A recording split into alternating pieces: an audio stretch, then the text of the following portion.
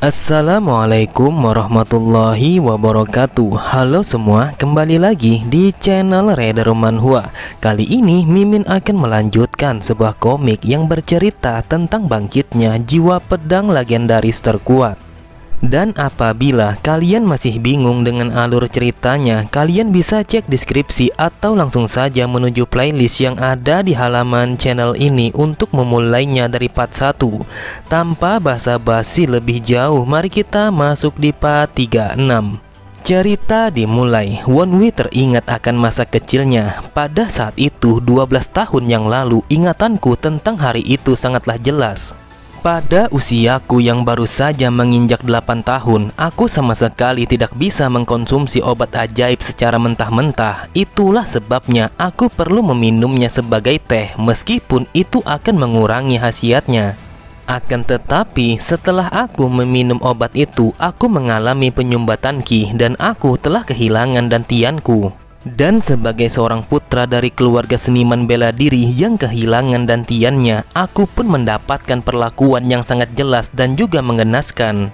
Aku diperlakukan sebagai anak yang terlantar di dalam keluarga ini, dan semenjak hari itu hidupku menjadi semakin terpuruk. Dan orang yang melakukan hal yang keji seperti itu bukanlah Madam Yang. Apakah semudah itu aku harus menerimanya? Kemudian penjaga itu berkata, "Aku sudah melayani sang madam bahkan sebelum beliau menikah dengan ayah Anda. Madam adalah satu-satunya orang yang aku punya sebagai seseorang yang sudah menyerah dalam menjalani kehidupan normal. Karena sang madam adalah orang yang sudah menyelamatkanku, maka aku tidak tahan melihatnya merasa cemas meski kau di saat itu masihlah seorang bocah." Sambil bersujud, penjaga itu berkata, "Aku hanya ingin kau tahu bahwa semua itu adalah perbuatanku, dan madam sama sekali tidak ada sangkut pautnya dengan hal itu. Jadi jika kau ingin menghukumku, maka aku akan dengan senang hati untuk menerimanya."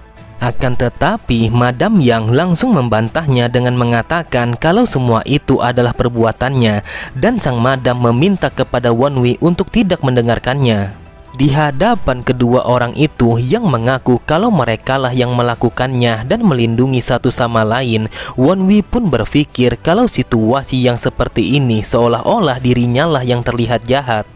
Kemudian Wonwi pun mencoba berlutut untuk mendekati mereka berdua. Ia berkata, "Jujur saja aku merasa malu ketika melihat betapa dekatnya kalian berdua."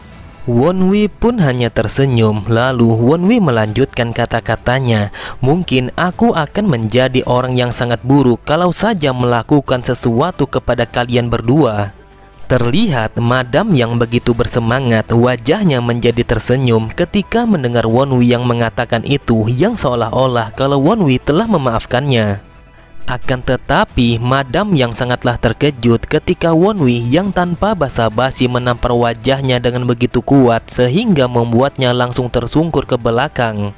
Setelah menamparnya, Wonwi berkata, "Apakah kau pikir kalau aku akan mengatakan hal yang seperti itu dengan tulus? Aku sangat senang kalau kalian sangat akrab dalam pertemanan ini." Lalu dengan tatapan mata yang tajam, Wonwi juga langsung menendang penjaga itu sembari mengatakan, "Tetapi akulah yang menjadi korban atas pertemanan kalian. Jadi tidak ada gunanya aku harus merasa tersentuh akan hal itu." Sambil menahan rasa sakitnya, Madam yang berkata, "Dasar bajingan kotor, apakah kau pikir kau masih bisa menghadiri kompetisi itu sebagai perwakilan keluarga setelah melakukan hal yang seperti ini?" Dengan santainya Wonwi berkata, "Lakukanlah sesukamu, entah itu kau ingin mengadukannya kepada sang pemimpin ataukah tidak. Akan tetapi sebagai gantinya aku akan mempublikasikan sebuah fakta yang sesungguhnya bahwa istri dari seorang pemimpin dari klan Sohyih yang telah meracuni seorang anak yang masih berusia 8 tahun. Dan aku rasa orang yang pertama kali mendengar soal berita ini adalah kedua orang tamu yang berasal dari sekte Monheng." Mendengar perkataan Wonwi, Madam yang sangatlah marah. Ia pun berteriak kepada Wonwi sembari mengatakan apakah Wonwi telah mencoba untuk mengancamnya. Namun tiba-tiba saja Madam Yang langsung terdiam ketika melihat Wonwi yang melakukan sesuatu kepada pengawalnya yang tergeletak di hadapannya. Benar saja, Wonwi telah menghancurkan dantian penjaga itu. Wonwi pun mengatakan kalau itu adalah sebuah bayaran karena penjaga itu mengakui kalau dialah yang telah meracuninya. Kemudian Wonwi melemparkan sebuah benda kepada Madam Yang dan Wonwi meminta kepada Madam Yang untuk memakan benda itu. Mengetahui kalau benda itu adalah sebuah racun, Madam Yang berkata, "Apakah kau gila? Kau ingin memintaku untuk memakan racun ini sekarang juga?" Sambil menelankan racun itu kepada penjaganya, Wonwi berkata, "Kau harus memakannya. Jika kau tidak ingin melakukannya, maka aku akan membawa bajingan ini kepada sang pemimpin dan mengatakan kalau aku telah berhasil menemukan pelakunya." Madam Yang berkata, "Pastinya kau sudah tahu apa yang akan terjadi jika kau melakukannya. Sudah pasti masalah ini akan bisa menyebabkan konflik antara keluargaku dan juga klan ini. Jadi apakah kau ingin menghancurkan keluargamu sendiri?" Mendengar ocehan sang Madam, Wonwi hanya tertawa sembari mengatakan kalau memang itulah yang bisa membuatnya merasa bahagia, maka Wonwi dengan senang hati akan melakukannya. Beberapa saat kemudian, sambil berjalan Iron berkata, "Akhirnya kau berhasil melakukannya dan juga kau telah membuat Madam Yang dan pelayannya untuk mengakui perbuatannya." Lalu Sodam berkata, "Aku tidak menyangka bahwa manusia memiliki situasi yang sangat dramatis. Kau bahkan telah berhasil mendapatkan stempelnya." Wonwi pun mengatakan, "Aku memang perlu mendapatkan sebuah bukti yang seperti ini untuk memastikan agar mereka tidak mencoba melakukan sesuatu di masa depan nanti. Mereka sama sekali tidak memiliki pilihan lain karena apabila mereka mencoba untuk melakukan sesuatu, maka aku tidak akan memberikan penawarnya." Sodam pun tertawa. Ia berkata, "Wonwi, jujur saja hari-hari yang aku jalani bersamamu sama sekali tidak membosankan. Jadi apakah saat ini kau akan menunggu sampai kompetisinya dimulai?" Wonwi berkata, "Awalnya rencanaku memanglah seperti itu. Akan tetapi saat ini pikiranku telah berubah. Karena merekalah yang bertingkah duluan, maka aku tidak perlu lagi untuk bersantai dan menunggu dengan damai. Saat ini aku merasa bahwa para Master Pavilion keluarga ini telah berkumpul dan membicarakan sesuatu. Jadi aku berencana untuk berkunjung ke tempat mereka." Di tempat yang berbeda pada aula dalam klan Sohiyang, yang mana aula itu adalah ruang pertemuan bagi para petinggi di dalam klan itu. Terdengar mereka yang berkata, "Aku tidak menyangka bahwa sampah itu telah menjadi murid Grandmaster Hojangdai dan dia telah meminta untuk dijadikan sebagai perwakilan keluarga ini dalam kompetisi." Salah satu dari mereka adalah Master Pavilion ketiga yang bernama Munseok. Ia berkata, "Meskipun kita tidak percaya kalau dia adalah muridnya, akan tetapi mau bagaimana lagi kalau sang pedang terbaik Sekte Monheng telah memastikan kebenarannya."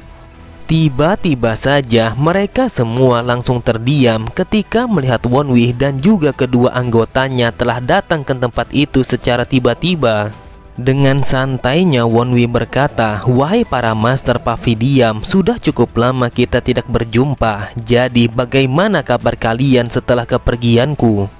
Aku sangat mengenal kalian semua, akan tetapi tidak ada satu orang pun dari kalian yang mencoba untuk menyapa balik. Apakah punggung kalian sangat terasa berat untuk melakukannya? Apakah kalian sudah melupakan di mana posisi kalian dan juga bagaimana posisiku di dalam keluarga ini?" Setelah mendengar perkataan Wonwi, seketika itu juga mereka semua langsung bangkit dari tempat duduknya dan mereka di saat itu juga langsung memberi salam penghormatan kepada Wonwi.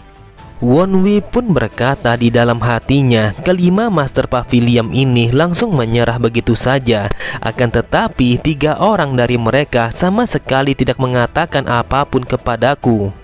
Kemudian Master Pavilion pertama yang bernama Ha Jang Yun berkata, "Aku yakin kalau para penjaga telah memblokir pintu masuk karena kami sedang melakukan pertemuan. Lantas mengapa kau menerobos masuk ke tempat ini?" Aku yakin kalau kau sudah tahu bahwa yang boleh memasuki tempat pertemuan ini hanyalah sang pemimpin dan juga pemimpin muda, lalu para Master Pavilion. Lalu Moon Seok berkata, apa yang dikatakan oleh sang Master Pavilion pertama memanglah benar. Meskipun kau adalah tuan muda di dalam klan ini, tetap saja tindakan yang kau lakukan sangatlah tidak sopan. Jika ada sesuatu yang ingin kau katakan kepada kami, kau bisa melakukannya di lain waktu. Jadi pergilah sekarang juga dari tempat ini. Sambil tersenyum, Won Wei berkata, aku sangat tidak terbiasa akan hal ini. Mengapa kau tidak berteriak menyuruhku untuk keluar dari tempat ini sama seperti di waktu itu? Aku sangat ingat bagaimana kau mendorongku sampai terjatuh ke atas tanah ketika aku mencoba untuk berjalan-jalan mengunjungi tempat ini. Di saat itu kau berteriak kepadaku, berani sekali kau menginjakkan kakimu di tempat ini. Apakah kau sadar kalau kau hanyalah sampah di dalam klan ini? Orang yang kotor sepertimu sangat tidak pantas untuk berada di dalam ruangan yang suci seperti ini. Jadi sebelum aku menghajarmu, lebih baik kau pergilah sekarang juga. Menanggapi perkataan Won Wei tentang masa lalu yang ia lakukan kepada Won Wei, Moon Seok hanya tertawa. Ia berkata, aku tidak menyangka kalau aku pernah mengatakan hal yang bodoh seperti itu kepadamu. Setelah menjadi begitu tua, jujur saja aku cukup sering untuk melupakan sesuatu yang seperti itu. Jadi aku sangat minta maaf jika itu telah menyakiti perasaanmu. Namun Moon Seok langsung terdiam ketika Won Wei yang kembali berkata, kau juga telah mengatakan hal yang sama ketika aku dikeluarkan dari klan ini. Bahkan kau juga telah membawa seniman bela diri untuk mengusirku. Aku tidak percaya kalau kau sama sekali tidak bisa mengingat sesuatu, meskipun itu baru saja terjadi 1 tahun yang lalu. Mungkin kau saat ini sudah tidak cocok lagi untuk melakukan pekerjaan yang berat di tempat ini. Terlihat Moon Seok sangatlah kesal ketika Won Wei yang mengatakan bahwa dia harusnya pensiun saja dari pekerjaan itu karena dia sudah menjadi begitu tua. Kemudian salah satu dari mereka berkata, apa yang kau lakukan? Apakah kau berusaha untuk menggali masa lalu dan melakukan balas dendam? Bukankah kau seharusnya adalah murid dari seorang master yang sangat terkenal? Di sampingnya Mayung berkata, apanya yang disebut sebagai balas dendam? Padahal dia hanya menunjukkan bagaimana kurang ajarnya orang itu di masa lalu. Aku tidak menyangka bahwa hierarki klan ini telah hancur. Sontak Moon Seok sangatlah marah. Ia berkata, berani sekali orang luar sepertimu membicarakan tentang persoalan klan ini seperti itu. Won Wei, mengapa kau membawa orang sekasar dia ke dalam ruangan ini?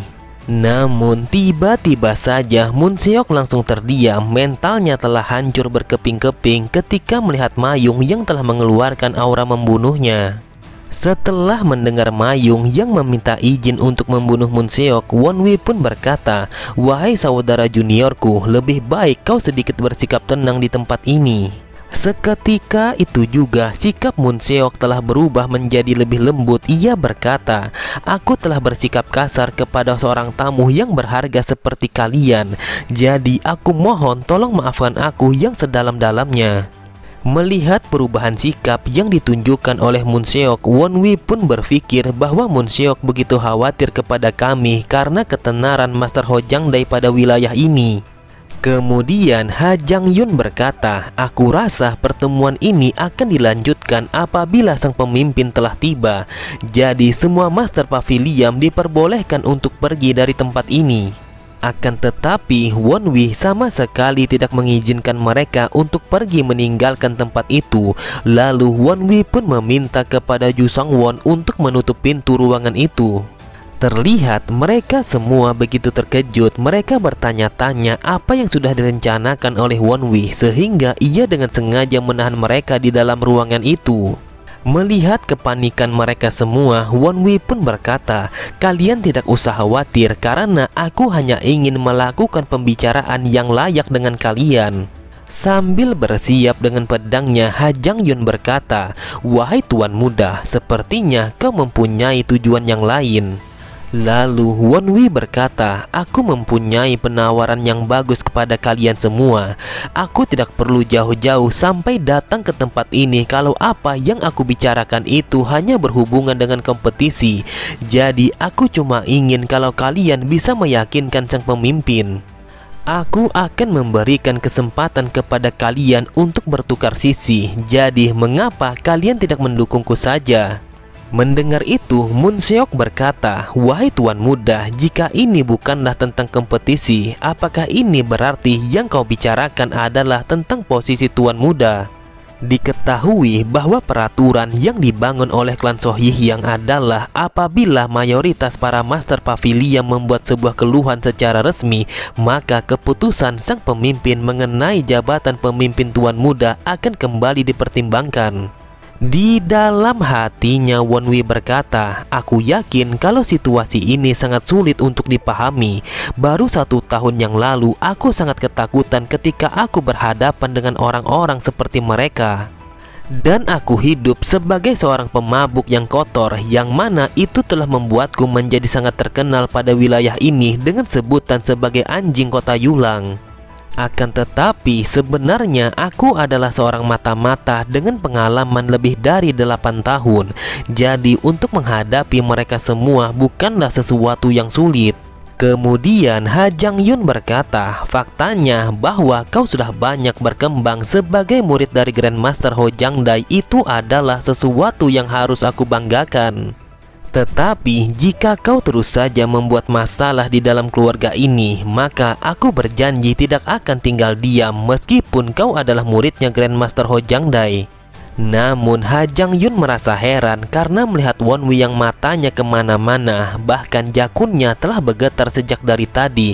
Ia pun bertanya apa yang telah dilakukan oleh Wonwi. Wonwi pun hanya tertawa. Ia berkata, aku minta maaf karena aku sudah tidak sopan sebab aku tidak mendengarkan apa yang telah kau bicarakan. Sejujurnya aku sudah mengekspresikan perasaanku dan juga memenuhi tujuanku. Jadi cukup sampai di sini dulu pertemuan kita dan aku akan pergi dari tempat ini. Aku yakin kalau kau pastinya sudah tahu di mana aku tinggal dan pintuku selalu terbuka. Jadi datanglah untuk berkunjung kapanpun kau mau. Setelah kepergian Wonwi, suasana di dalam ruangan itu menjadi sunyi karena mereka masih tidak mengerti apa yang telah dikatakan oleh Wonwi. Salah satu dari mereka berkata, omong kosong apa yang telah ia katakan. Aku masih penasaran tujuan apa yang telah ia bicarakan. Akan tetapi tiba-tiba saja mereka semua sangatlah terkejut ketika Ha Jang Yun yang menghempaskan tangannya ke atas meja dengan begitu kuat. Lalu Ha Jang Yun berkata, aku sangat kecewa dengan kalian meskipun kalian adalah para master dari aula ini. Baru saja selama aku berbicara kepada Wonwi, aku telah melihat kalau jakunnya telah bergerak. Dan itu adalah bukti kalau Wonwi sedang berkomunikasi dengan seseorang di dalam aula ini melalui sebuah teknik bisikan. Dengan tuan muda pertama sebagai pemimpin muda, aku tidak menyangka bagaimana bisa salah satu dari kalian telah terlena dengan kata-kata yang bajingan itu ucapkan kepada kalian. Jadi aku bersumpah tidak ada yang boleh meninggalkan tempat ini sampai kita menemukan siapa orang yang telah berkomunikasi dengan Wonwi. Terlihat mereka pun menjadi gugup dan mereka sama sekali tidak ada yang mengaku kalau mereka telah berkomunikasi dengan Wonwi. Melihat Ha Jang Yun yang begitu marah dan berkali-kali menanyakan kepada mereka, Moon Seok berkata, wahai master aula pertama, mengapa kau begitu sibuk untuk mencari pelakunya di antara kami? Aku berpendapat mungkin saja kau adalah orangnya, sebab aku merasa ada yang mencurigakan karena kau mencoba untuk menekan kami terkecuali dirimu sendiri. Mendengar itu, Ha Jang Yun sangatlah marah, matanya menjadi merah. Ia sama sekali tidak menerima kalau dia dituduh telah berkomunikasi dengan Wonwi. Di sisi yang lain, Wonwi hanya berjalan meninggalkan aula itu sambil mendengarkan keributan yang terjadi di dalam sana. Di sampingnya, Jo Sung Won berkata, aku rasa menjadi seorang murid dari Grandmaster Ho Jangdai sangatlah berpengaruh. Sampai-sampai aku tidak pernah menyangka bahwa seseorang akan mengubah pikirannya dan menunjukkan dukungan langsung hanya melalui sebuah bisikan. Namun Jo Sung-won sangatlah terkejut ketika Won Wi yang mengatakan kalau dia sama sekali tidak berbicara kepada siapapun di dalam ruangan itu, dan Won Wi mengungkapkan bahwa ia membuatnya hanya terlihat seperti itu. Dan tujuan utamaku adalah untuk memecah mereka, lalu membuat mereka untuk saling bertarung satu sama lain. Di dalam hatinya Won Wi berkata, itu adalah sebuah metode yang cukup sering aku gunakan ketika aku masih menjadi seorang mata-mata di hidupku yang dulu. Kecurigaan yang muncul di dalam sebuah kelompok tidak akan mudah untuk menghilang begitu saja. Oke semua, cukup sampai di sini dulu pembahasan alur cerita kita. Sampai jumpa di video selanjutnya. Wassalamualaikum warahmatullahi wabarakatuh.